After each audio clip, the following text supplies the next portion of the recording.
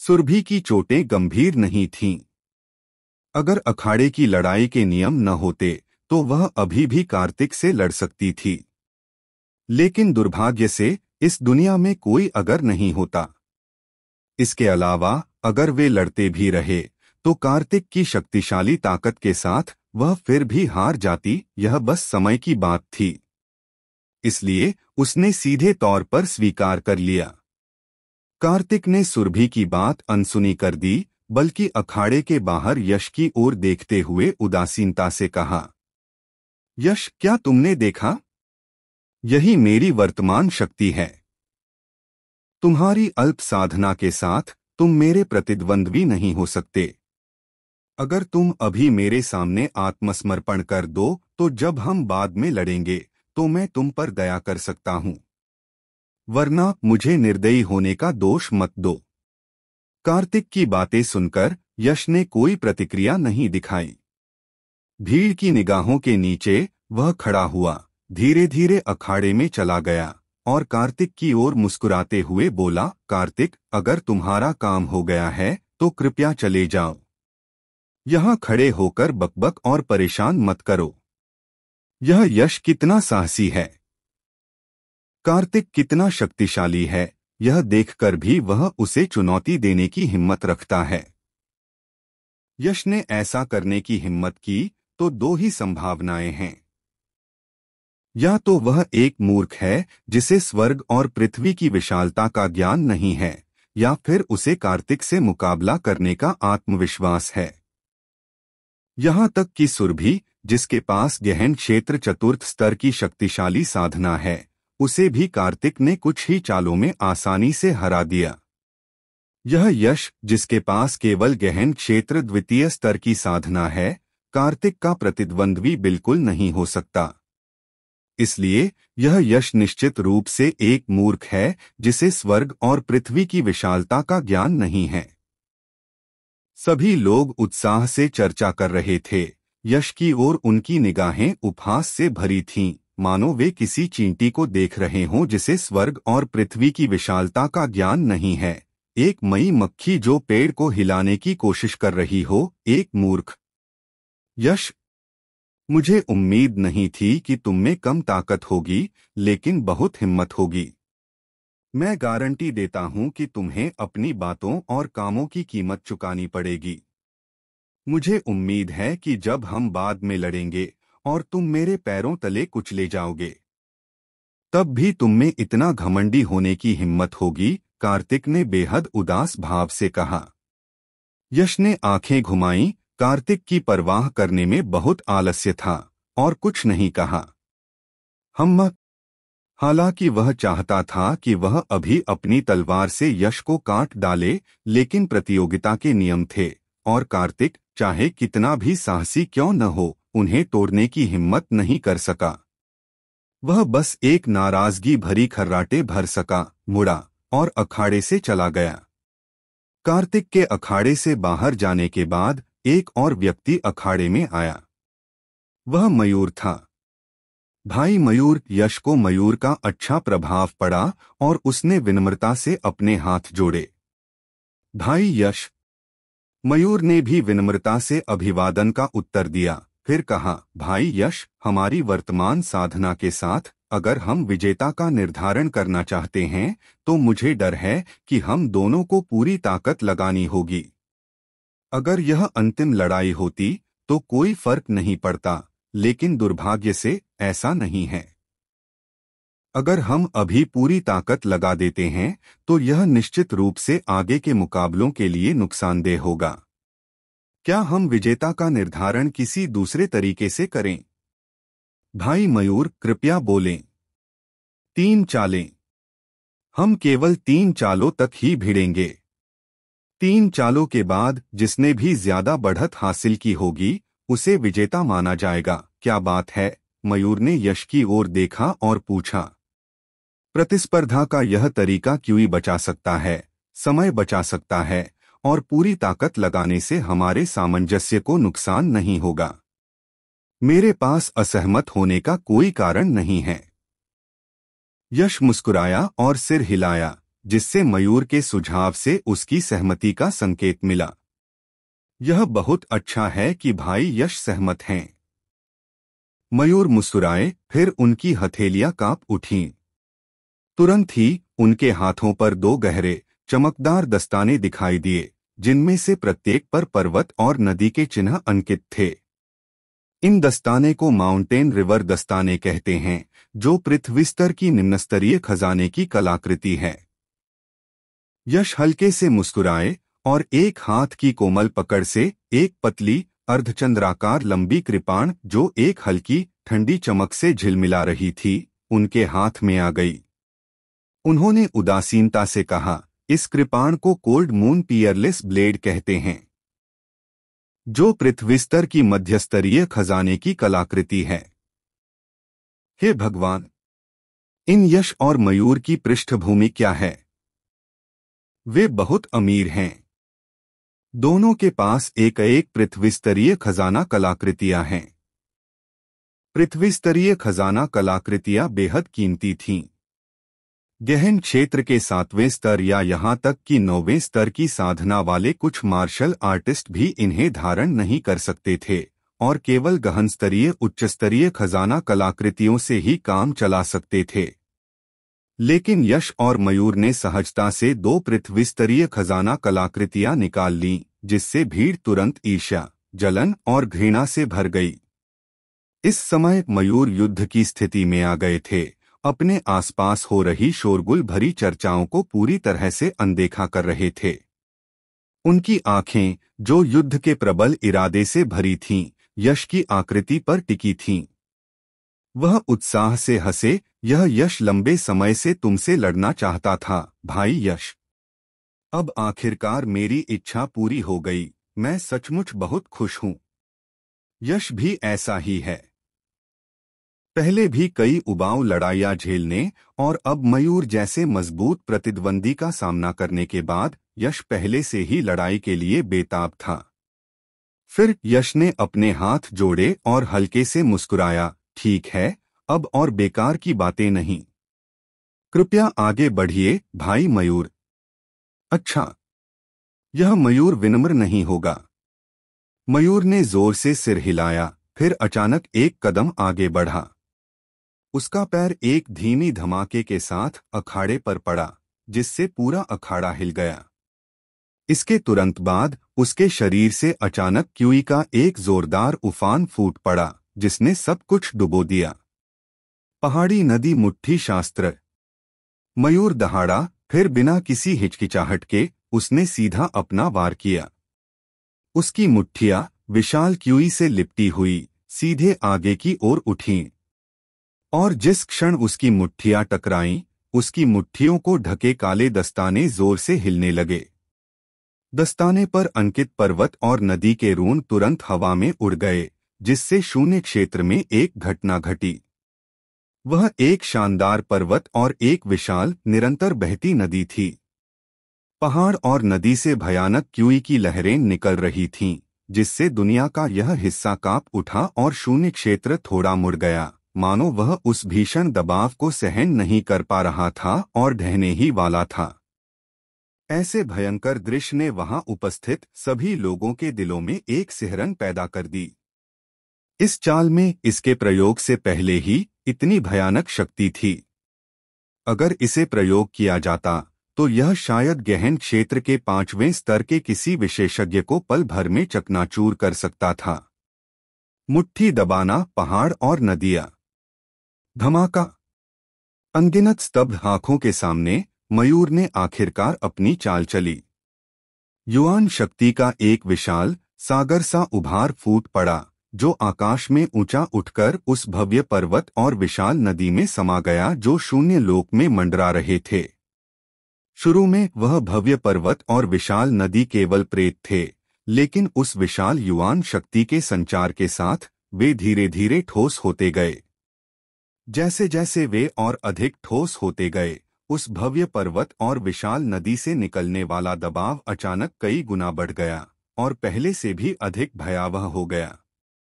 पहले सभी को दबाव से केवल हल्का सा दबाव महसूस हुआ था, लेकिन अब वे सभी हाँफ रहे थे, लगभग दम घुट रहा था। इसके अलावा न केवल उनकी शक्ति और अधिक प्रबल हो गई, बल्कि पर्वत और नदी भी पहले की तरह भ्रामक न रहकर अधिक वास्तविक लगने लगे। वह दृश्य ऐसा था मानो मयूर ने सचमुच कोई महान दिव्य शक्ति प्रकट की हो, एक भव्य पर्वत को लाकर एक विशाल नदी को प्रवाहित कर दिया हो। यह बेहद आश्चर्यजनक था। वरिष्ठ भाई यश, सावधान, मयूर ने अपनी मुट्ठियां भींचते हुए दहाड़ा। तुरंत शून्य लोक में मंडरा रहे पहाड़ और नदी एक साथ कांप उठे। फिर एक भयानक शक्ति उमड़ पड़ी जो सब कुछ नष्ट करने में सक्षम लग रही थी और यश की ओर हिंसक रूप से टूट पड़ी। वरिष्ठ भाई मयूर, आप सचमुच मुझे बहुत महत्व देते हैं कि आपने शुरू से ही ऐसा प्रदर्शन किया। मयूर के हमले की शक्ति गहन क्षेत्र के छठे स्तर के एक मार्शल आर्टिस्ट को भी आसानी से कुचलने के लिए पर्याप्त थी। गहन क्षेत्र के दूसरे स्तर की मात्र अल्प साधना वाले व्यक्ति के लिए मयूर द्वारा ऐसा हिंसक हमला करना यह दर्शाता था कि वह यश को कितना महत्व देता है। एक कड़वी मुस्कान के बाद यश ने अपना सिर उठाया और बिना पलक झपकाए हिंसक रूप से गरजते पहाड़ और नदी को घूरने लगा। उसके चेहरे पर कोई डर नहीं था। फिर उसने गहरी सांस ली, उसकी आंखें एक उत्कट चमक से चमक उठीं और उसने शब्दशः कहा, चूंकि वरिष्ठ भाई यश को इतना महत्व देते हैं, इसलिए यश वरिष्ठ भाई यश को निराश नहीं कर सकते। हम एक लंबी चीख के साथ यश के शरीर से प्रचंड ज्वार की तरह राजसी सृजन युवान शक्ति उमड़ पड़ी। एक पल में कई 100 मीटर के दायरे में सृजन युवान शक्ति हर जगह उमड़ पड़ी। समुद्र की तरह लहराती सृजन युवान शक्ति से अत्यंत शक्तिशाली ऊर्जा उतार चढ़ाव लगातार फैल रहे थे। यह युवान शक्ति बहुत विशाल और शक्तिशाली है। क्या उन्होंने नहीं कहा था कि यश के पास केवल गहन क्षेत्र की द्वितीय स्तर की साधना है? इतनी राजसी युवान शक्ति शायद गहन क्षेत्र के 5वें स्तर के विशेषज्ञ के पास भी न हो। क्या यह आदमी हम पर घात लगाने के लिए कमजोरी का नाटक कर रहा है? यह असंभव है। जब परीक्षण समाप्त हुआ तो 4 चोटियों के शीर्ष सभी वहां मौजूद थे। उन्होंने यह नहीं कहा कि यश अपनी शक्ति छिपा रहा था, जिसका अर्थ है कि उसके पास वास्तव में केवल गहन क्षेत्र द्वितीय स्तर की साधना है। यश चाहे कितना भी शक्तिशाली क्यों न हो, वह इसे 4 चोटियों के शीर्षों से बिल्कुल नहीं छिपा सकता था। तो फिर आप ऐसी राजसी युवान शक्ति की व्याख्या कैसे करते हैं? यह यश द्वारा प्रकट की गई युवान शक्ति को देखकर वहां उपस्थित सभी लोग तुरंत स्तब्ध रह गए। उनके अचंभित, अविश्वासी भाव ऐसे थे मानो उन्होंने कोई भूत देख लिया हो। गहन क्षेत्र द्वितीय स्तर की साधना वाला एक मार्शल कलाकार, फिर भी उसके पास गहन क्षेत्र 5वें स्तर के विशेषज्ञ से भी अधिक राजसी युवान शक्ति थी। ऐसा असाधारण दृश्य सभी को एक ऐसा आश्चर्य दे गया जो किसी भूत को देखने से अलग नहीं था। वास्तव में युद्ध देख रहे इन जेड गेट शिष्यों ने जो कुछ कहा वह कुछ हद तक सही था। यश की युद्ध शक्ति भले ही अद्भुत थी, लेकिन केवल गहन क्षेत्र के दूसरे स्तर की साधना से वह ऐसी शानदार युवान शक्ति को मुक्त नहीं कर सकता था। लेकिन अब जब उसने इसे मुक्त कर दिया था तो केवल एक ही संभावना थी। बिल्कुल सही। तीव्र साधना के उन 20 दिनों के दौरान यश ने 10 लाख से ज्यादा योगदान अंकों वाले स्वर्ग और पृथ्वी के खजाने की मदद से अंततः अपनी साधना को गहन क्षेत्र के तीसरे स्तर तक पहुंचाया।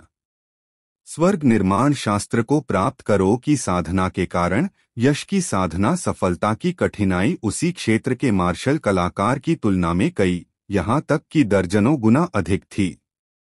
हालांकि हर चीज दोधारी तलवार होती है, इसके फायदे और नुकसान दोनों होते हैं। यह सच है कि यश की सफलता कठिन है, लेकिन एक बार जब वह सफलता प्राप्त कर लेता है तो उसकी युद्ध शक्ति में वृद्धि भी उसी क्षेत्र के मार्शल कलाकार की तुलना में कई, यहाँ तक कि दर्जनों गुना अधिक होगी। यही कारण है कि यश केवल गहन क्षेत्र के तीसरे स्तर की साधना के साथ इस राजसी युवान शक्ति का स्वामी है, जिसकी तुलना गहन क्षेत्र के 5वें स्तर के विशेषज्ञ भी नहीं कर सकते। सुनहरी ज्योति दानव वशीकरण मुहर। राजसी युवान शक्ति के मुक्त होते ही यश ने एक और धीमी चीख निकाली और फिर एक हाथ की मुहर बनाई। तुरंत उसके चारों ओर घूमती हुई राजसी युवान शक्ति तेजी से एकत्रित होने लगी और उसकी हथेलियों में बनी हाथ की मुहर के भीतर लगातार सिकुड़ती गई। चमकदार सुनहरी रोशनी का एक कण निकला और फिर वह सुनहरी रोशनी का कण तेजी से एक दृश्यमान गति से फैल गया। कुछ ही सांसों में वह एक विशाल सौझांग सुनहरी प्रकाश मुहर में बदल गया, मानो किसी पहाड़ की तरह। शक्ति की लहरें, जो मयूर के प्रचंड प्रहार से कमजोर नहीं थीं, धीरे धीरे उससे निकल रही थीं। जाओ! यश ने एक हाथ से सुनहरी प्रकाश मुहर का एक कोना पकड़ते हुए दहाड़ा। फिर मानो वह किसी प्राचीन दानव के अवतार में बदल गया हो, उसने शून्य लोक में मंडरा रही सौझांग सुनहरी प्रकाश मुहर को एक क्रूर मुद्रा में गरजते हुए भव्य पर्वत और नदी की ओर जोर से पटक दिया। धमाका! दोनों पक्षों के हमले हिंसक रूप से टकराए।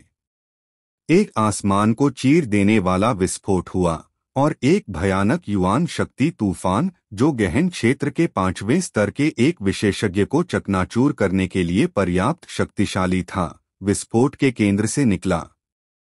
एक पल में शून्य लोक कांप उठा और धरती ढह गई। यश और मयूर के केंद्र में रेंगते हुए अजगरों जैसी अनगिनत घुमावदार भयानक दरारें कई 100 मीटर के दायरे में जमीन पर फैल गईं, फिर सीधे ढह गईं, जिससे दर्जनों मीटर गहरा एक विशाल गड्ढा बन गया। वह विशाल गड्ढा किसी प्राचीन जानवर के खुले जबड़े जैसा था, जो अपनी सीमा में आने वाली हर चीज को पूरी तरह निगल रहा था। कितना भयानक! गहन क्षेत्र के 8वें या 9वें स्तर के 2 विशेषज्ञों द्वारा अपनी पूरी ताकत से लड़ने पर जो शक्ति प्रकट होती है, वह इससे ज्यादा कुछ नहीं होगी। 2 शैतान! इस भयानक दृश्य ने वहां मौजूद सभी लोगों के सिर में झुनझुनी, हाथ पैर ठंडे पड़ने और शरीर के रोंगटे खड़े होने का एहसास कराया, क्योंकि वे लगातार हाँफ रहे थे या घुटन महसूस कर रहे थे। इस आदान प्रदान की ताकत वाकई प्रभावशाली है, लेकिन दुर्भाग्य से यह मेरा प्रतिद्वंद्वी नहीं हो सकता। जब कार्तिक की नजर में ऐसा भयानक दृश्य आया तो उसकी आंखों में तुरंत आश्चर्य की एक झलक उभरी, लेकिन यह सिर्फ एक आश्चर्य ही था और फिर भी उसने इसे नजरअंदाज कर दिया।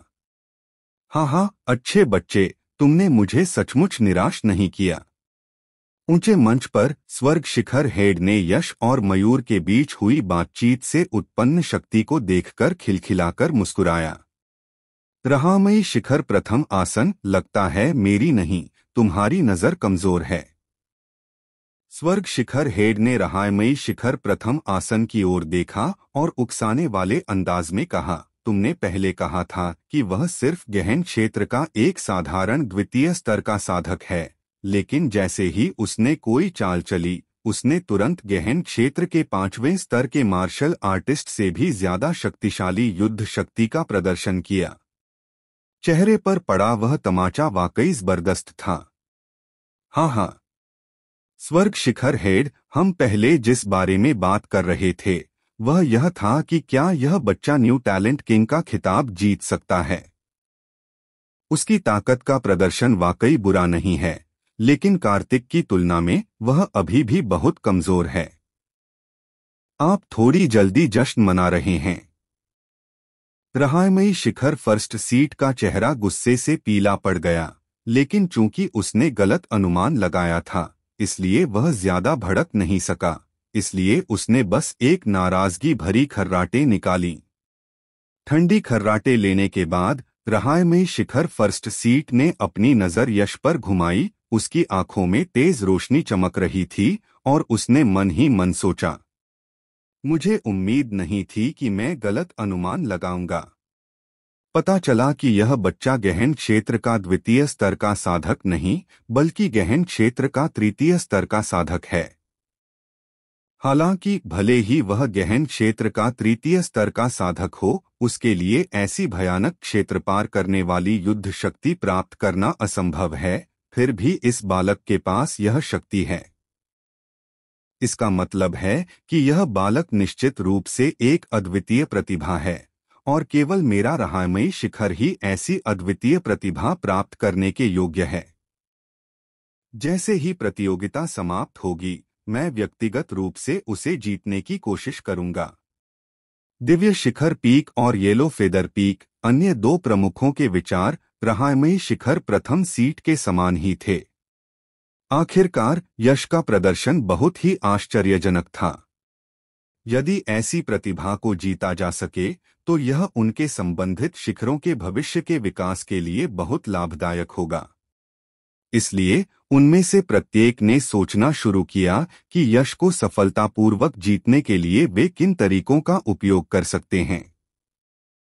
यदि इस समय युद्ध देख रहे जेड गेट शिष्य को इन तीनों प्रमुखों के विचार पता होते तो वे शायद यश से इतनी ईर्ष्या करते कि मर जाते। यह प्रतियोगिता अभी समाप्त भी नहीं हुई थी और यश ने तीनों प्रमुखों को सक्रिय रूप से उसे जीतने के लिए प्रेरित कर दिया था, जो यह दर्शाने के लिए पर्याप्त था कि वे उसे कितना महत्व देते थे।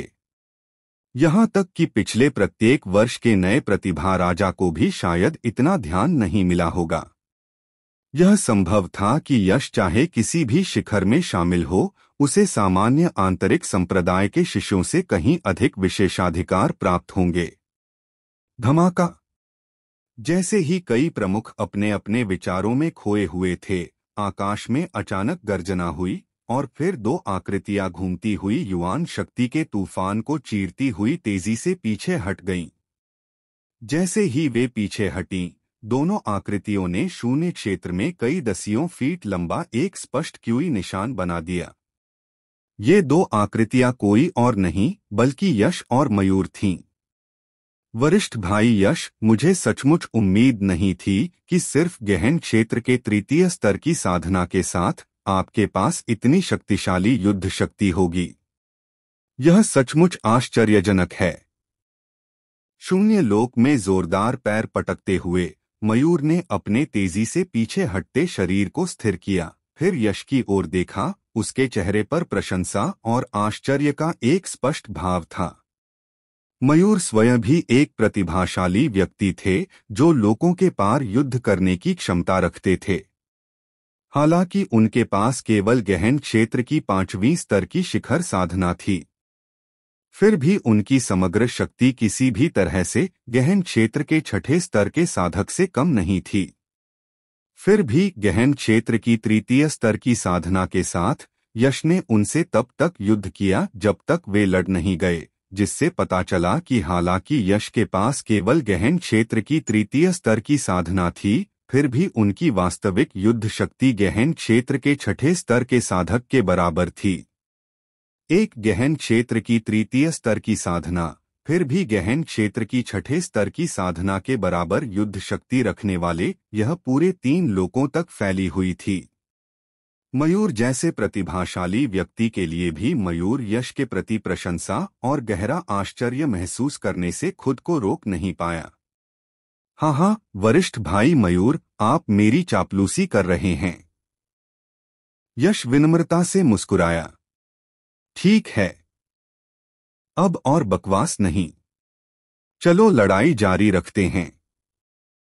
मयूर ने हाथ हिलाया, फिर कहा, अभी तो ऐसा लग रहा था कि मैंने सिर्फ एक ही चाल चली है, लेकिन असल में 2 चालें मिलाकर चली थीं।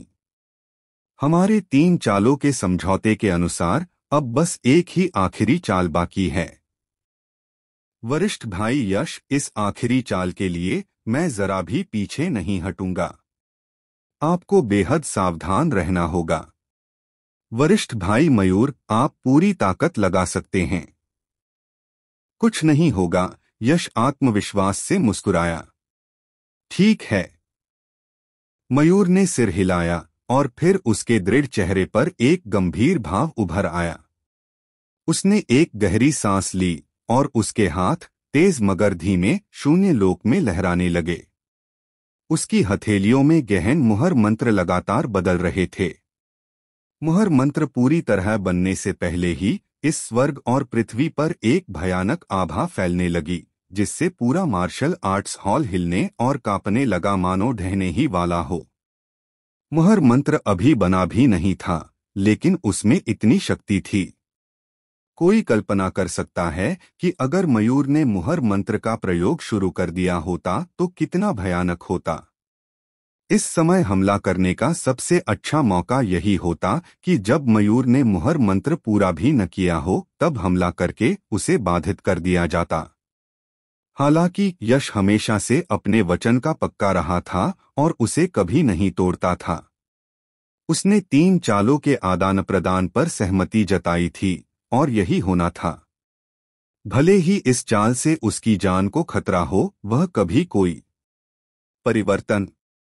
कितना शक्तिशाली उतार चढ़ाव। मयूर जो कर रहे हैं वह कम से कम स्वर्ग श्रेणी का युद्ध कौशल तो है ही।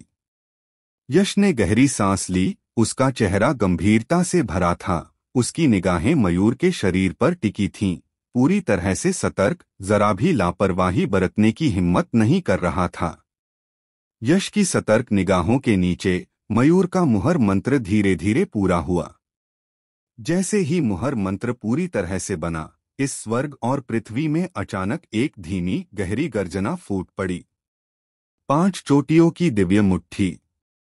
5 चोटियां दिव्य मुट्ठी। धमाका। एक चमकदार और झुलसा देने वाली मुट्ठी की रोशनी मानो पहाड़ ढह गया हो और सुनामी आ गई हो, मयूर की मुरों से फूट पड़ी और तुरंत 5 अत्यंत सघन युवान शक्ति किरणों में परिवर्तित हो गईं, जो सीधे 9 स्वर्गों में जा गिरीं। अत्यंत ऊंचे शून्य लोक में वे विभिन्न रंगों वाली 5 पर्वत चोटियों में प्रकट हुईं। वे 5 पर्वत चोटियां सुनहरी, हरी, नीली, लाल और मिट्टी जैसी पीली थीं। सुनहरी पर्वत चोटी से एक तीव्र आभा निकल रही थी। हरी पर्वत चोटी से एक हरीभरी आभा निकल रही थी। नीली पर्वत चोटी से एक उमड़ती हुई आभा निकल रही थी। लाल पर्वत चोटी से एक प्रचंड आभा निकल रही थी और मिट्टी जैसी पीली पर्वत चोटी से एक भारी आभा निकल रही थी। विभिन्न रंगों वाली ये 5 पर्वत चोटियां 5 तत्वों धातु, लकड़ी, जल, अग्नि और पृथ्वी के अनुसार स्पष्ट रूप से व्यवस्थित थीं। क्या यही वह युद्ध कौशल है जो मयूर ने मेघ आकाश की स्वर्गीय पट्टिका से ग्रहण किया था? आकाश में मंडराते पंचतत्व पर्वत शिखरों को देखकर यश ने तुरंत इस युद्ध कौशल के मूल को पहचान लिया। उसकी आंखों में एक गंभीर भाव प्रकट हुआ।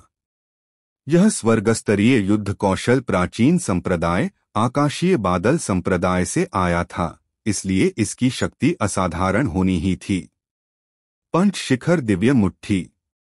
अग्नि शिखर मुट्ठी। यश की गंभीर निगाहों के नीचे मयूर अचानक दहाड़ा। तुरंत शून्य क्षेत्र में मंडराता अग्निलाल पर्वत शिखर एक चमकदार लाल प्रकाश से प्रस्फुटित हो उठा। पूरा पर्वत शिखर प्रचंड लपटों से जलता हुआ प्रतीत हो रहा था और उसके भीतर से अतुलनीय रूप से झुलसाने वाले उतार चढ़ाव की लहरें निकल रही थीं। गुड़गुड़ गुड़गुड़। उन प्रचंड उतार चढ़ावों के प्रभाव में पूरा संसार उबलते हुए गर्म पानी की तरह तीव्रता से मंथन करता हुआ प्रतीत हो रहा था। जाओ। जब यह दुनिया अपनी चरम सीमा पर पहुंच गई तो मयूर ने अचानक एक मुक्का मारा। जैसे ही उसका मुक्का लगा, आकाश में मंडराता हुआ अग्निलाल पर्वत शिखर जोर से कांप उठा। फिर ऊंची ऊंची उष्मा तरंगें उठीं, शून्य लोक में एक अत्याचारी लाल प्रकाश रेखा खींच दी, जो अंतरिक्ष को भेदती हुई यश को दबा रही थी। 7 तारों वाला आकाश भेदी ब्लेड। 7वां तारा। उस अग्निलाल पर्वत शिखर की शक्ति, उससे निकलने वाली प्रचंड आभा मात्र गहन क्षेत्र के 5वें स्तर के किसी भी मार्शल कलाकार को घायल कर सकती थी। यश जरा भी लापरवाही नहीं बरत सका। उसने तुरंत अपने शरीर के भीतर मौजूद दुर्जय सृजन युवान शक्ति को उसकी चरम सीमा तक पहुंचा दिया। फिर अपने हाथ में शीत चंद्र के अद्वितीय ब्लेड के साथ उसने अपनी सबसे शक्तिशाली ब्लेड तकनीक का इस्तेमाल किया। फुफकार, फुफकार, फुफकार। पतला अर्धचंद्राकार शीत चंद्र अद्वितीय ब्लेड शून्य क्षेत्र की ओर तेजी से टूट पड़ा। एक चमकदार और विशाल ब्लेड प्रकाश फूट पड़ा, जो शून्य क्षेत्र में 7 तारासमान ब्लेड प्रकाश समूहों में परिवर्तित हो गया। फिर मानो तारों का एक समूह तारा नदी से गिर रहा हो, वे भयानक शक्ति लिए हुए शून्य क्षेत्र को चीरते हुए और साथ ही गरजते हुए अग्निलाल पर्वत शिखर की ओर तेजी से बढ़े। धमाका। जैसे ही तारे पर्वत से टकराए, एक बहरा कर देने वाली गर्जना 9 स्वर्गों के दिव्य वज्र के विस्फोट जैसी गूंजी। अग्निलाल पर्वत शिखर सीधे चकनाचूर हो गया। तुरंत 7 तारासमान ब्लेड प्रकाश समूहों ने अपनी शेष शक्ति को कम किए बिना शून्य क्षेत्र में 7 चमकदार प्रकाश पुंज बनाए, जो आकाश में मयूर की ओर तेजी से बढ़ते रहे। वे जहां से भी गुजरते, शून्य लोक कांप उठता और आकाश में ऊर्जा की लहरें दिखाई देती। एक भयानक दृश्य। अच्छा नहीं। मयूर को उम्मीद नहीं थी कि यश की ब्लेड तकनीक इतनी भयंकर होगी, इतनी आसानी से उसके स्वर्गस्तरीय मार्शल कौशल को तोड़ देगी। उसकी पुतलियां अचानक सिकुड़ गईं और उसके हाव भाव थोड़े बदल गए। तुरंत उसके हाथ की मुहरें हिल गईं और शून्य लोक में उसके सिर के ऊपर लटकी हुई बाकी 4 पर्वत चोटियां तुरंत गर्जना करती हुई उसके सामने आ गईं। धमाक, धमाक। हैरान आंखों की निगाहों के नीचे 7 तारों जैसे ब्लेड प्रकाश समूहों ने 4 पर्वत चोटियों पर जोरदार प्रहार किया। तुरंत एक बहरा कर देने वाली गर्जना सुनाई दी, जिसके बाद आकाश में तीव्र विनाशकारी आभा से भरी एक चमकदार रोशनी फूट पड़ी, जिसने 100 मीटर के दायरे में दुनिया को ऐसे रोशन कर दिया जैसे दिन का समय हो। चिलचिलाती रोशनी इतनी तेज थी कि वहां मौजूद सभी लोगों की आंखें दुख रही थीं, लेकिन कोई भी अपनी नजरें हटाने को तैयार नहीं था, इस डर से कि कहीं वे इस महायुद्ध का कोई भी विवरण न देख पाए। एक एक करके उन्होंने अपनी आंखें थोड़ी सिकोड़ लीं और बिना पलक झपकाए युद्धभूमि को घूरने लगे। छी! यह अद्भुत दृश्य 2-3 सेकंड तक चला, फिर धीरे धीरे शांत होने लगा। और जैसे ही यह दृश्य शांत हुआ, खून की खांसी की आवाज तुरंत गूंजी। फिर शून्य लोक में एक लाल रक्त बाण निकलता हुआ दिखाई दिया और फिर एक आकृति आकाश को भर देने वाली युवान शक्ति के प्रकाश को चीरती हुई अस्तव्यस्त अवस्था में तेजी से पीछे की ओर उड़ गई। वह है मयूर। हे भगवान! गहन क्षेत्र के 5वें स्तर के शिखर पर एक मार्शल कलाकार मयूर को वास्तव में गहन क्षेत्र के 3रे स्तर के एक मार्शल कलाकार यश ने एक क्रॉसरियन लड़ाई में हरा दिया था। मयूर स्वयं एक प्रतिभाशाली विशेषज्ञ हैं जो विभिन्न लोकों में लड़ने की क्षमता रखते हैं। हालांकि वे गहन क्षेत्र के 5वें स्तर के शिखर पर हैं, फिर भी उनकी युद्ध शक्ति गहन क्षेत्र के 6ठे स्तर के विशेषज्ञ से कम नहीं है। लेकिन इतनी जबरदस्त ताकत के बावजूद वे लोगों के बीच युद्ध में यश से हार गए। उस यश की पृष्ठभूमि क्या है? वह इतना खतरनाक कैसे हो सकता है? यह दृश्य देखकर सभी लोग अचानक एक बेकाबू सदमे में डूब गए। पूरा स्थल हाफने और चीखने चिल्लाने से भर गया। धमाका। कई मीटर पीछे हटने के बाद मयूर ने अपने पैर पटककर खुद को संभाला। फिर उन्होंने अपने मुंह के कोने से खून पोंछने के लिए हाथ उठाया और प्रशंसा और कड़वाहट के मिश्रण के साथ यश की ओर मुस्कुराते हुए कहा, भाई यश की ताकत वाकई अद्भुत है। मैं हार गया। हे, अगर भाई मयूर की 5 चोटियों वाली दिव्य मुट्ठी अभी तक पूरी तरह से विकसित न हुई होती, तो मुझे नहीं लगता कि मैं यह मुकाबला इतनी आसानी से जीत पाता।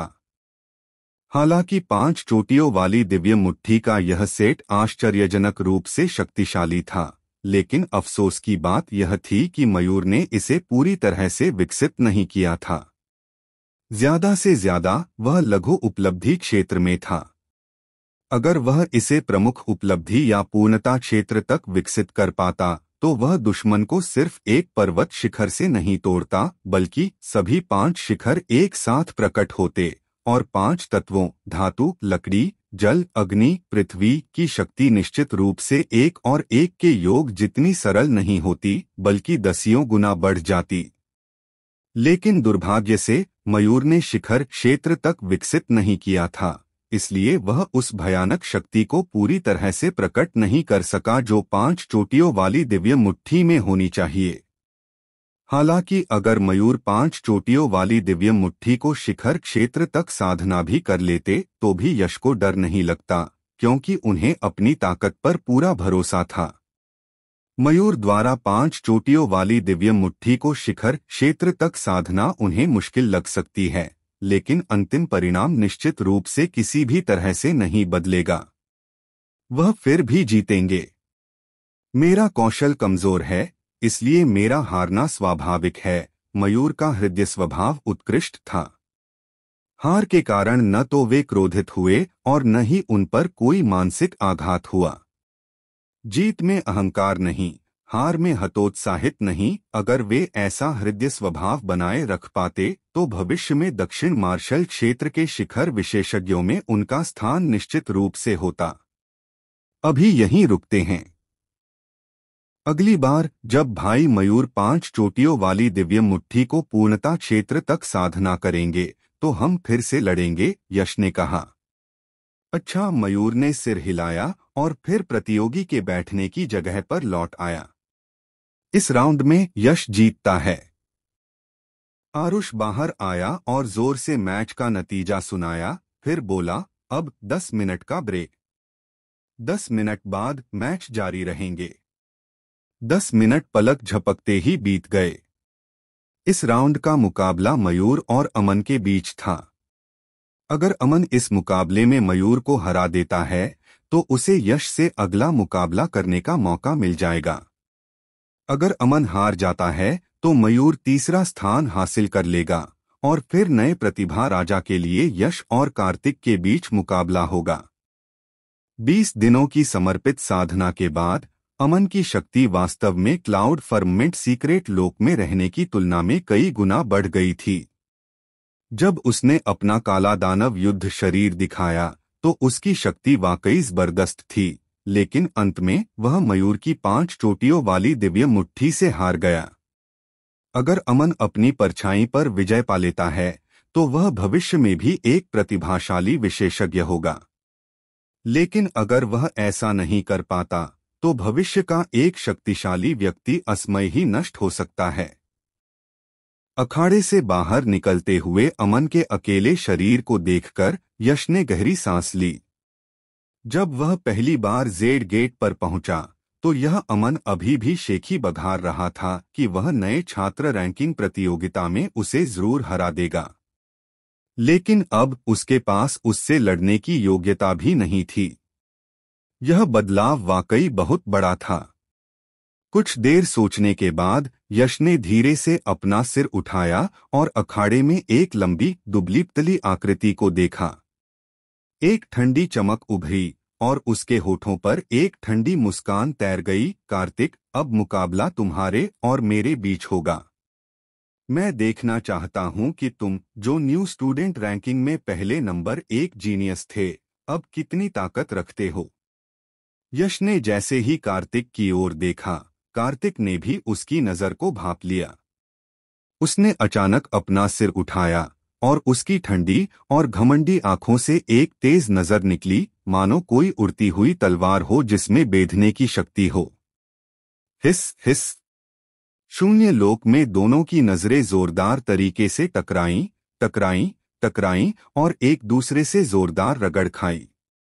शून्य लोक का वातावरण जहां उनकी नजरें मिलीं, अचानक दमनकारी हो गया और फिर अदृश्य विद्युत चिंगारियां फूटने लगीं। दोनों के लड़ने से पहले ही शून्य लोक में बारूद की तेज गंध फैल गई। कार्तिक, यश, कृपया मंच पर आइए। आरुष की आवाज ने उनकी नजरों के टकराव को रोक दिया। Swish swish. उत्सुक आंखों की निगाहों के नीचे दोनों धीरे धीरे अखाड़े के एक मंच पर चले गए। यह मंच बाकी मंचों से अलग था। न केवल यह पूरे स्थल का सबसे बड़ा मंच था, बल्कि इसे बनाने वाली सामग्री भी आसपास के मंचों से अलग थी। यह मंच एक अज्ञात लेकिन बेहद कठोर सुनहरे अयस्क से बना था, और पूरा मंच ऐसा लग रहा था मानो सोने से बना हो, जो अविश्वसनीय रूप से शानदार लग रहा था। यह मंच ऐसा नहीं था जिसे कोई भी इस्तेमाल कर सके। इस मंच पर केवल जेड गेट के शिष्यों को ही द्वंद्व युद्ध करने की अनुमति थी, जो न्यू टैलेंट किंग की उपाधि के लिए प्रतिस्पर्धा करने के योग्य थे। तुम्हें क्या लगता है कि जेड गेट के 123वें सत्र के लिए न्यू टैलेंट किंग का खिताब कौन जीतेगा? हमारे नए शिष्यों के समूह का नेता कौन बनेगा, यश या कार्तिक? निश्चित रूप से कार्तिक ही होगा, इसमें कोई शक नहीं। हालांकि कार्तिक शक्तिशाली है, यश का पिछला प्रदर्शन भी बहुत जबरदस्त था। यहां तक कि मयूर भी उसका प्रतिद्वंद्वी नहीं था। मुझे लगता है कि उसके पास कार्तिक को हराकर न्यू टैलेंट किंग का पद हासिल करने का एक निश्चित मौका भी है। सबकी निगाहें उस अतुलनीय रूप से शानदार सुनहरे मंच पर खड़ी दो आकृतियों पर टिकी थीं, जो लगातार चर्चा कर रही थीं। अगर यह मयूर के साथ लड़ाई से पहले की बात होती, तो वर्तमान चर्चा निश्चित रूप से कार्तिक के पक्ष में होती। हालांकि मयूर के साथ युद्ध के बाद यश ने अपनी ताकत का प्रदर्शन कर दिया था, जिससे उसे कुछ लोकप्रियता मिली थी, और कई नए शिष्यों ने भी उसका समर्थन किया था। हालांकि वहां मौजूद सभी लोग यह नहीं जानते थे कि जेड गेट के 123वें सत्र के लिए नए प्रतिभा राजा का खिताब कौन जीतेगा। एक बात उन्हें साफ पता थी, आगामी युद्ध निश्चित रूप से एक शानदार ड्रैगन टाइगर युद्ध। सुनहरे अखाड़े पर हल्की सुनहरी रोशनी से जगमगाते हुए दो आकृतियां खड़ी थीं। एक आकृति लंबी और दुबली-पतली थी, उसकी आभा म्यान में रखी दिव्य तलवार की तरह थी, जिसकी धार पूरी तरह से प्रकट थी, मानो आकाश और धरती को चीर डालने में सक्षम हो। जबकि दूसरी आकृति साधारण लग रही थी, लेकिन करीब से देखने पर एक गहरी और भयावह अनुभूति होती थी, मानो कोई रसातल या विशाल सागर हो। दो आकृतियां, दो अलग अलग आभाएं, हालांकि एक जैसी नहीं, एक समान विशेषता रखती थीं। वे असाधारण रूप से शक्तिशाली थीं। ये दो आकृतियां कोई और नहीं बल्कि कार्तिक और यश थीं। यश, हालांकि मैंने एक बार कहा था कि जब तुम और मैं लड़ेंगे तो मैं तुम्हें बेरहमी से पैरों तले रौंद दूंगा, ताकि दूसरों को पता चल जाए कि नए छात्र रैंकिंग में असली नंबर 1 कौन है। लेकिन वास्तव में मुझे तुमसे युद्ध की कोई खास उम्मीद नहीं थी, क्योंकि तुम्हारा साधना क्षेत्र बहुत नीचा है। मुझे नहीं लगता था कि तुम इस मुकाम तक पहुंच पाओगे, लेकिन मुझे हैरानी हुई कि तुम पहुंच ही गए। लेकिन बदकिस्मती से तुम यहीं तक पहुंच सकते हो। हालांकि आधिकारिक नए छात्र रैंकिंग में तुमने एक बार मुझसे आगे निकलकर पहला स्थान हासिल किया था, लेकिन ऐसा इसलिए हुआ क्योंकि तुम किसी तरह भाग्यशाली रहे और तुम्हें 10 लाख से ज्यादा योगदान अंक मिले। अगर वह नए छात्र रैंकिंग योगदान अंकों पर नहीं बल्कि ताकत पर आधारित होती, तो तुम 10 लोग मिलकर भी मेरा हक नहीं छीन सकते थे। लेकिन इससे कोई फर्क नहीं पड़ता। नए छात्र रैंकिंग में शीर्ष पर बैठने के लिए किसी को शक्तिशाली ताकत पर निर्भर रहना पड़ता है। किस्मत सिर्फ अस्थायी गौरव दिला सकती है। जो मेरा है वो आखिरकार मेरा ही रहेगा।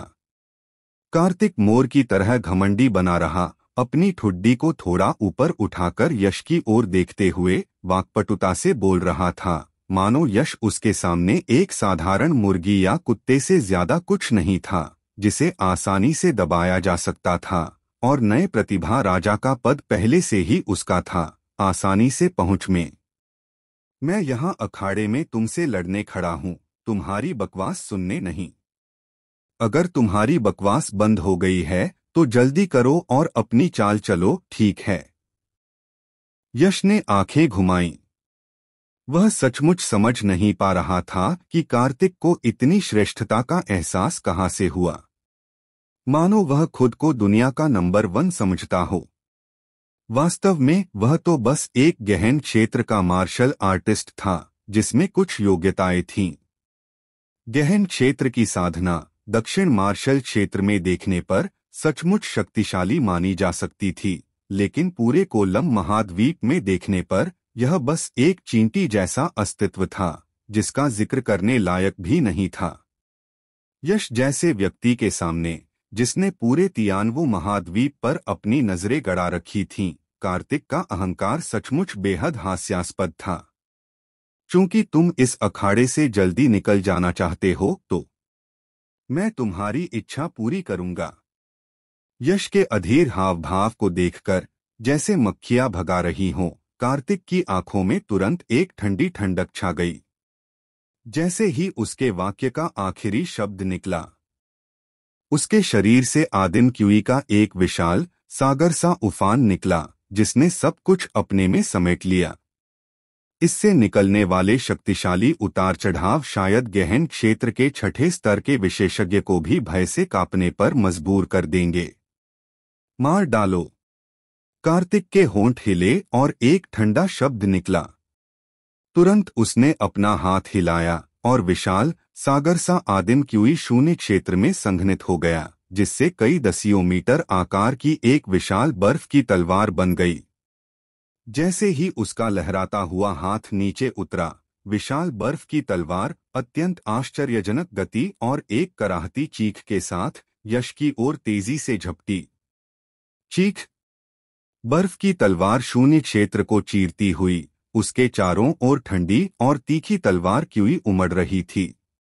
जहां से भी वह गुजरता, शून्य क्षेत्र फट जाता और अविश्वसनीय रूप से कठोर सुनहरा अखाड़ा भी एक भयानक निशान के साथ फट जाता, मानो पूरा सुनहरा अखाड़ा दो टुकड़ों में फटने वाला हो।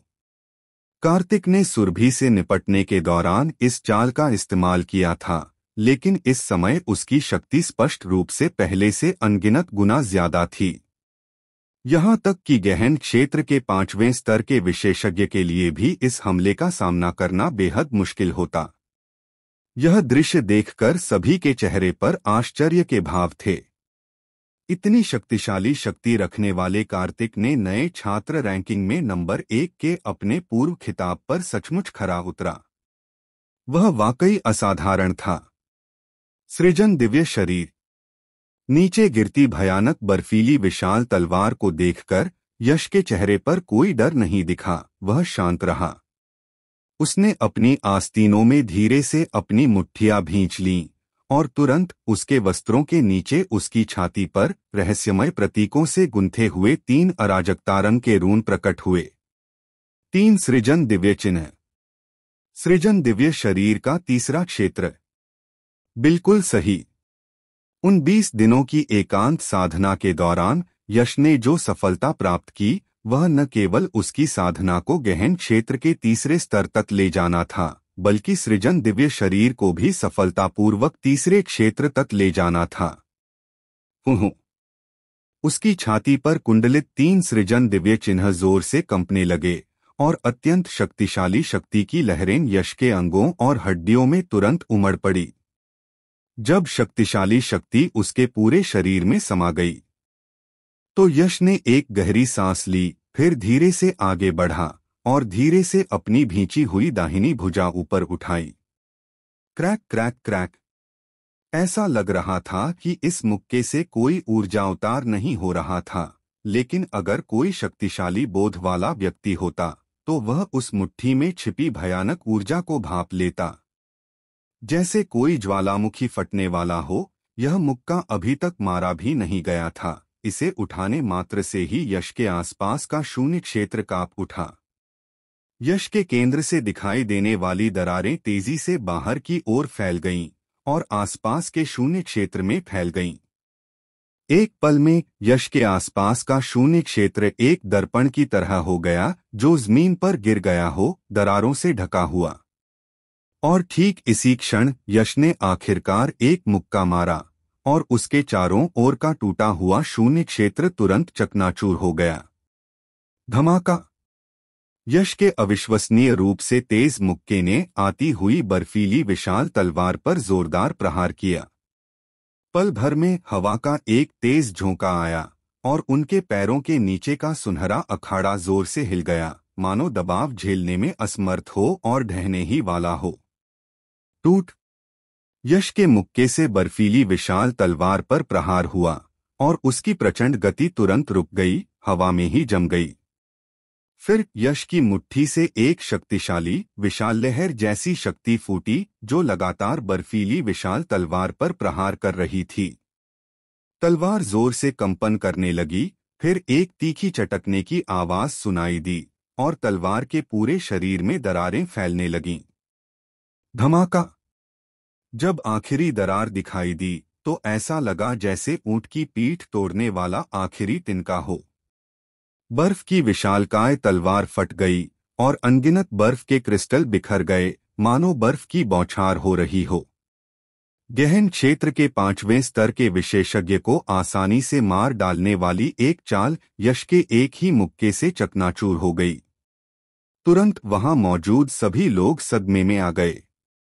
अनगिनत विस्मयकारी निगाहें लगभग बिना पलक झपकाए बर्फ की बारिश से घिरे उस क्षेत्र पर टिक गईं। भीड़ की स्तब्ध निगाहों के बीच यश ने धीरे से वह मुट्ठी हटाई जिससे बर्फ की विशालकाय तलवार चकनाचूर हो गई थी और कार्तिक, जो ज्यादा दूर नहीं था, पर ठंडी मुस्कान के साथ थोड़ा मजाक करते हुए कहा, कार्तिक, अगर तुम्हारे पास इतनी ही ताकत है और तुम सोचते हो कि तुम मुझे पैरों तले रौंद सकते हो, तो तुम बहुत ही भोले और बेतुके हो। यह सुनकर कार्तिक का चेहरा तुरंत काला पड़ गया और उसकी आंखों में एक ठंडा गुस्सा झलक उठा। तभी एक ठंडी और निर्दयी चीख सुनाई दी। शुरू में मैं तुम्हें हराने से पहले तुम्हारे साथ कुछ सहज चालें चलने की सोच रहा था, ताकि नए छात्र रैंकिंग में नंबर 1 होने के नाते तुम्हारी थोड़ी इज्जत बच सके। लेकिन चूंकि तुमने मेरी सद्भावना स्वीकार करने से इनकार कर दिया है, तो मैं भी विनम्र नहीं रहूंगा। घुटने टेककर मेरे सामने आत्मसमर्पण करने के लिए तैयार हो जाओ। धमाका! जैसे ही उसके शब्द निकले, कार्तिक के शरीर से प्राण ऊर्जा का एक और भी ज्यादा तेज उभार फूट पड़ा, जो आकाश और पृथ्वी में फैल गया। उसकी प्रबल आभा और दबाव इतना तीव्र था कि गहन क्षेत्र के 5वें स्तर के साधक को भी एक भयानक, लगभग दम घुटने जैसी अनुभूति होती। यश, क्या तुम्हें लगता है कि मयूर को हराने से तुम्हें मुझे चुनौती देने का अधिकार मिल जाता है? बेतुका! मेरी ताकत तुम्हारे जैसे निकम्मे व्यक्ति की कल्पना से भी परे है, जो सिर्फ गहन क्षेत्र के 3रे स्तर पर है। चूंकि तुम इतने घमंडी हो, इसलिए मुझे तुम्हें हमारे बीच की असली खाई बताने में कोई आपत्ति नहीं है। कार्तिक का चेहरा बर्फ से ढक गया था। जैसे ही उसके शब्द निकले, उसने धीरे से अपना हाथ भींच लिया और बर्फ जैसी एक लंबी तलवार उसकी मुट्ठी में आ गई। लंबी तलवार से निकलने वाली शक्तिशाली आभा को देखते हुए यह कम से कम एक पृथ्वी स्तरीय निम्नस्तरीय खजाना कलाकृति थी। जैसे ही उसने अपनी लंबी तलवार खींची, कार्तिक की असीम प्राणशक्ति उसमें निरंतर प्रवाहित होने लगी। लंबी तलवार गुनगुनाती और कंपन करती हुई एक स्पष्ट बजती हुई तलवार की चीख निकाल रही थी। उसकी धार से लगातार ठंडी तलवार की रोशनी टिमटिमा रही थी और उसका कृपाण आशय, जो पहले ही 20% समझ तक पहुंच चुका था, भी तलवार में समा गया था। बहुत शक्तिशाली। वह लगभग गहन क्षेत्र के 8वें स्तर के साधक को टक्कर दे सकता है। यह सचमुच भयानक है। कार्तिक से निकलने वाली भयानक आभा को महसूस करते हुए उपस्थित सभी लोग तुरंत आश्चर्य से चिल्ला उठे। उन्होंने यह उम्मीद नहीं की थी कि कार्तिक, जिसके पास केवल गहन क्षेत्र 6ठे स्तर की साधना थी, अपनी असली शक्ति का प्रदर्शन करते समय इतना शक्तिशाली होगा कि वह गहन क्षेत्र 8वें स्तर के साधक से मुकाबला कर सकता है। जैसा कि पूर्व नए छात्र रैंकिंग के नंबर 1 से उम्मीद की जाती है, वह अविश्वसनीय रूप से दुर्जेय है। कार्तिक से निकलने वाली आभा को महसूस करते हुए यश की आंखें थोड़ी सिकुड़ गईं और उसके चेहरे पर एक गंभीर गंभीर भाव धीरे से फैल गया। हालांकि उसने कोई डर नहीं दिखाया। उसका शरीर कंपन से भर गया, जिससे उसकी शक्ति तुरंत चरम पर पहुंच गई, जिससे यह सुनिश्चित हो गया कि वह किसी भी क्षण शक्तिशाली युद्ध भावना प्रकट कर सकता है। यश की नजर कार्तिक पर टिकी थी और उसकी आंखों से एक प्रबल युद्ध भावना उभरी। हालांकि कार्तिक, हालांकि तुम दुर्जय हो, मुझे हराना उतना आसान नहीं होगा जितना तुम सोचते हो। अत्यंत बर्फ की आकाश भेदी तलवार। जैसे ही यश ने कार्तिक को घूरा, कार्तिक, जिसका शरीर एक शक्तिशाली आभा से भर रहा था, ने आखिरकार उसी क्षण अपना कदम उठाया। उसने अपने हाथ में लंबी तलवार लहराई, जिससे एक विशाल तलवार की रोशनी निकली जो आगे की ओर बढ़ी और शून्य लोक में 100 झांग ऊंचे बर्फ के शंकु में बदल गई। मेरे लिए मरो। विशाल बर्फ का शंकु शून्य लोक में लटका हुआ था। उसकी नुकीली नोक यश के शरीर से चिपकी हुई थी। जैसे ही कार्तिक की आंखों में एक भयानक हत्या का इरादा दिखाई दिया, उसने अपने हाथ में लंबी तलवार को हल्के से लहराया और विशाल बर्फ का शंकु तुरंत अत्यधिक गति से शून्य लोक की बाधाओं की परतों को तोड़ता हुआ यश की ओर भयंकर रूप से टूट पड़ा। स्वर्णिम प्रकाश दानव वशीकरण मुहर। इतने भयंकर हमले का सामना करते हुए यश ने लापरवाही बरतने की हिम्मत नहीं की। उसने अपने दाहिने हाथ से शीत चंद्र अद्वितीय ब्लेड निकाला और बाएं हाथ से एक मुहर बनाई, जिसमें स्वर्णिम प्रकाश चमक रहा था और 100 झांग स्वर्णिम प्रकाश मुहर में बदल गया। उसने एक हाथ से स्वर्णिम प्रकाश मुहर का एक कोना पकड़ा और उसे जोर से घुमाया और विशाल बर्फ के हथौड़े की ओर जोर से पटक दिया। धमाका। जब दोनों टकराए तो तुरंत एक भयंकर विस्फोट हुआ। स्वर्णिम प्रकाश मुहर सीधे धूल में बिखर गई और बर्फ का शंकु भी फट गया, जिससे उसका आयतन आधा ही रह गया। स्वर्णिम प्रकाश के टुकड़े और बर्फ के क्रिस्टल के टुकड़े हर जगह तैरने लगे और अत्यंत प्रचंड प्राण ऊर्जा के उतार चढ़ाव आकाश और पृथ्वी पर बेतहाशा फैल गए, जिससे देखने वाले सभी के दिलों में ठंडक दौड़ गई। हालांकि भले ही बर्फ का शंकु अपने आकार का आधा रह गया था, फिर भी उसकी शक्ति अविश्वसनीय रूप से प्रचंड बनी रही। स्वर्णिम प्रकाश मुहर को चकनाचूर करने के बाद वह यश की ओर लगातार फटता रहा। हालांकि उसका आकार आधा ही रह गया था और उसकी शक्ति बहुत कम हो गई थी, फिर भी विशाल हिमशंकु की शक्ति गहन क्षेत्र के चौथे स्तर के मार्शल कलाकार को आसानी से मार सकती थी और इसे बिल्कुल भी कम नहीं आंका जाना चाहिए था। 7 तारे आकाश भेदी तलवार। 7वां तारा।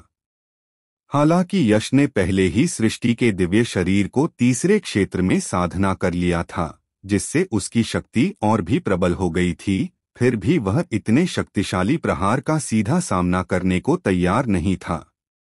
उसने अपने हाथ में शीत चंद्रमा के अद्वितीय तलवार को उठाया, उसमें कृपाणाशय का संचार किया और फिर अपनी सबसे शक्तिशाली कृपाण कला का प्रयोग किया।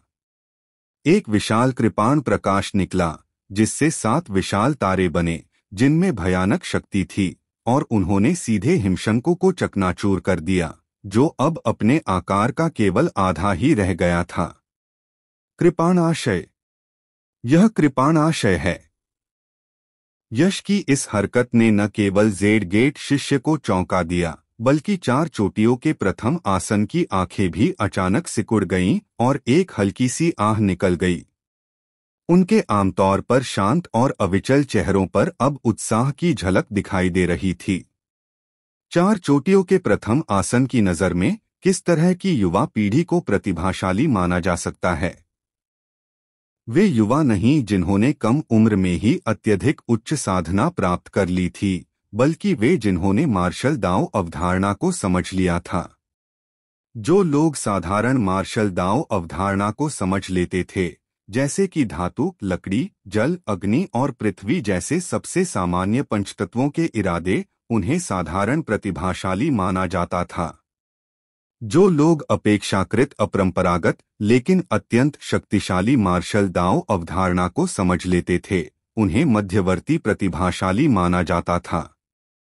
और जो लोग कृपाण इरादे और तलवार इरादे जैसी मार्शल दाव अवधारणा को समझ लेते थे, जिन्हें शायद ही लाखों लोगों में से एक भी समझ पाता है, वे उन्नत प्रतिभाशाली श्रेणी के थे। और यश निस्संदेह उनकी नज़र में एक उन्नत प्रतिभा थी। लेकिन अगर चार चोटियों के प्रथम आसन को पता चलता कि यश ने कृपाण आशय में महारत हासिल करने के अलावा अपरंपरागत लेकिन बेहद शक्तिशाली थंडर मार्शल दाव अवधारणा को भी समझ लिया है, तो वे शायद अब शांत नहीं रह पाते। वे शायद इतने सदमे में होते कि अवाक रह जाते। एक मार्शल दाव अवधारणा को समझने वाले व्यक्ति को प्रतिभा कहा जा सकता है, लेकिन यश ने दो मार्शल दाव अवधारणाएं समझ लीं, और दोनों ही बेहद शक्तिशाली मार्शल दाव अवधारणाएं थीं। उसे अब एक उन्नत प्रतिभा नहीं, बल्कि एक सुपर प्रतिभा, एक अद्वितीय प्रतिभा कहा जा सकता है। कार्तिक, तुम इससे ज्यादा कुछ नहीं हो। इतनी ही ताकत के साथ तुम चाहते हो कि मैं घुटने टेक दूं और समर्पण कर दूं। तुम तो बस दिन के उजाले में सपने देख रहे हो। बर्फ का शंकु चकनाचूर हो गया और बर्फ के क्रिस्टल के टुकड़े आसमान में बर्फ के तूफान की तरह उड़ते हुए भर गए। अचानक एक तिरस्कारपूर्ण चीख गूंजी और फिर अराजकता के प्रकाश में लिपटी एक पतली सी आकृति जमीन से अचानक ऊपर उठी और आश्चर्यजनक गति से शून्य क्षेत्र को चीरती हुई कार्तिक की ओर बढ़ी। यह आकृति कोई और नहीं बल्कि यश थी। हम यश की आकृति ड्रैगन की तरह उड़ी और तुरंत कार्तिक के सामने प्रकट हुई।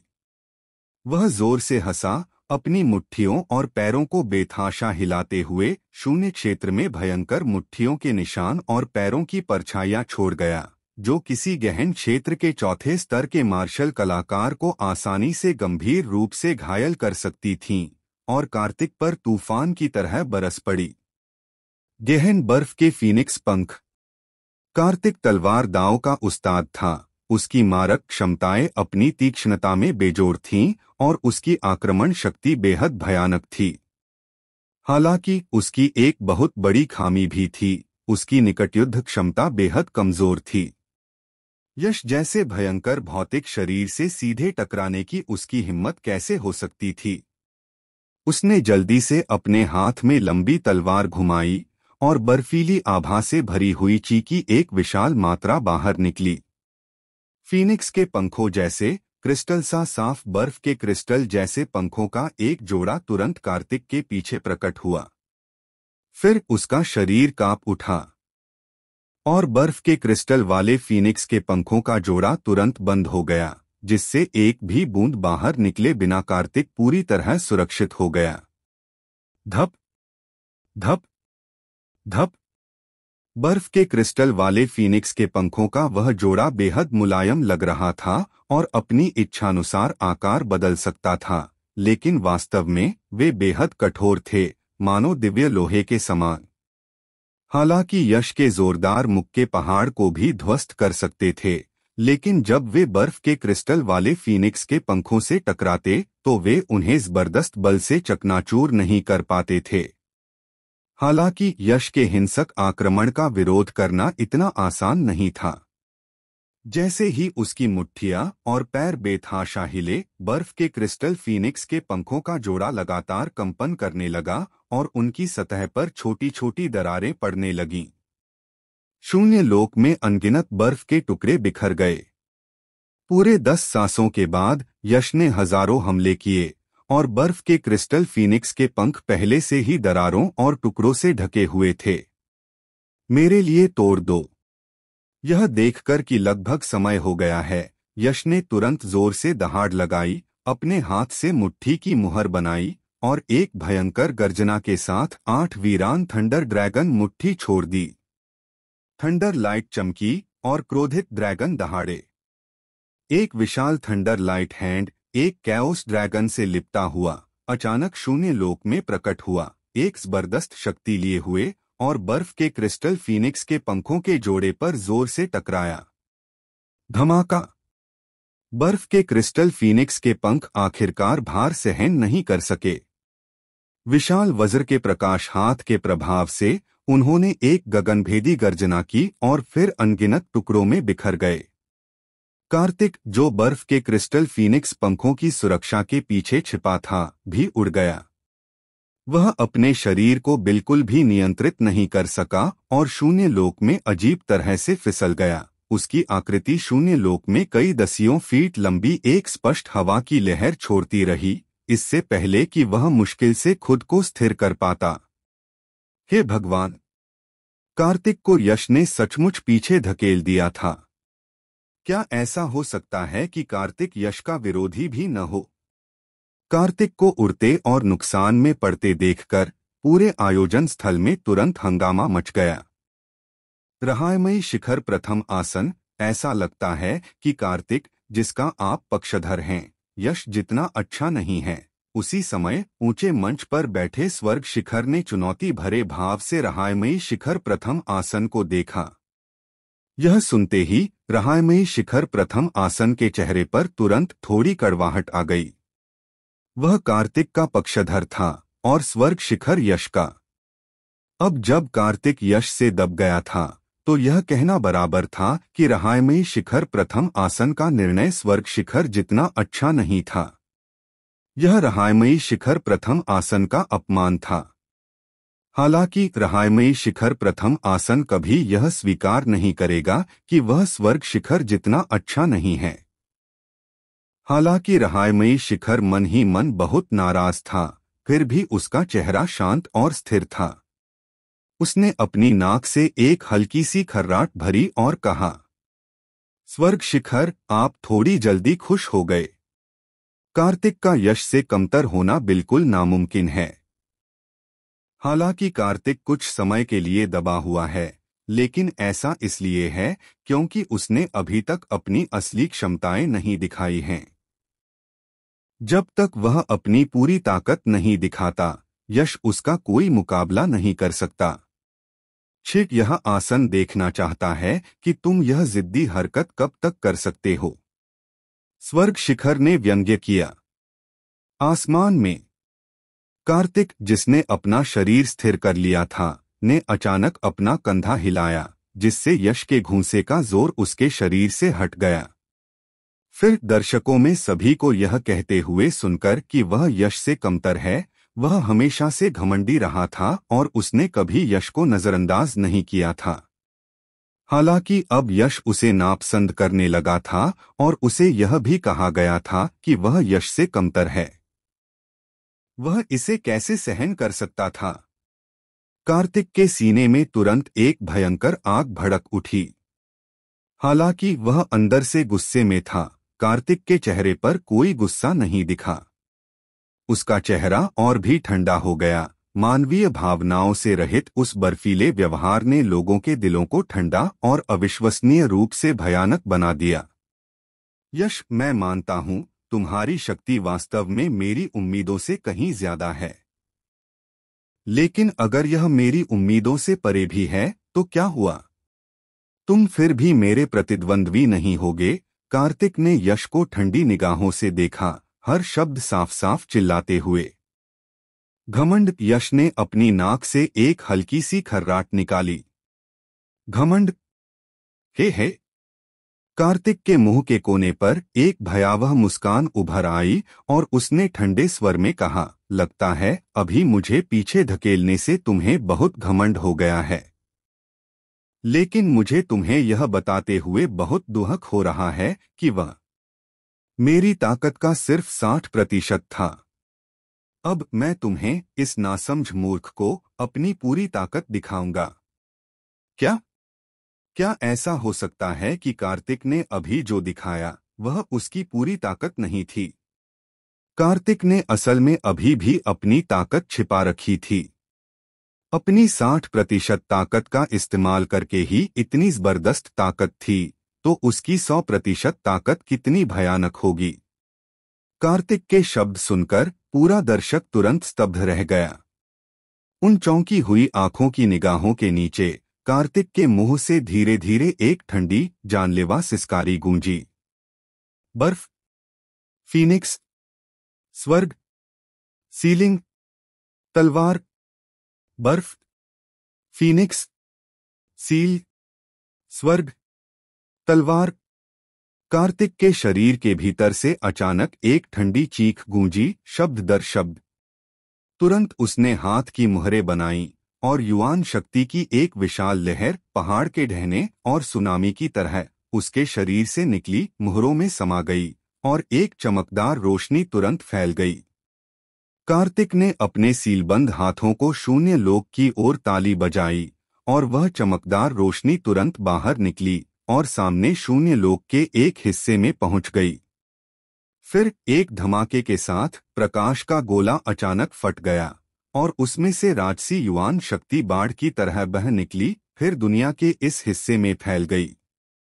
एक पल में पूरा शून्य लोक युवान शक्ति के सागर में बदल गया। संघनित। कार्तिक की अभिव्यक्ति एकाग्र थी। वह शून्य क्षेत्र में घूम रही राजसी युवान शक्ति को बिना पलक झपकाए देख रहा था। उसके हाथों की मुहरें अचानक बदल गईं और राजसी युवान शक्ति, जिसने शून्य क्षेत्र के सैकड़ों मीटर क्षेत्र को घेर रखा था, तुरंत छटपटाने और लुढ़कने लगी, धीरे धीरे एकाग्र होने लगी, मानो किसी चीज में संघनित होने वाली हो। जैसे जैसे वह वस्तु धीरे धीरे संघनित होती गई, धुंधली भयावह रूप से ठंडीची दुनिया के इस हिस्से में फैलने लगी। उस ठंडीची से छुई गई हर चीज, चाहे वह अमूर्त शून्य क्षेत्र हो या मूर्त जमीन,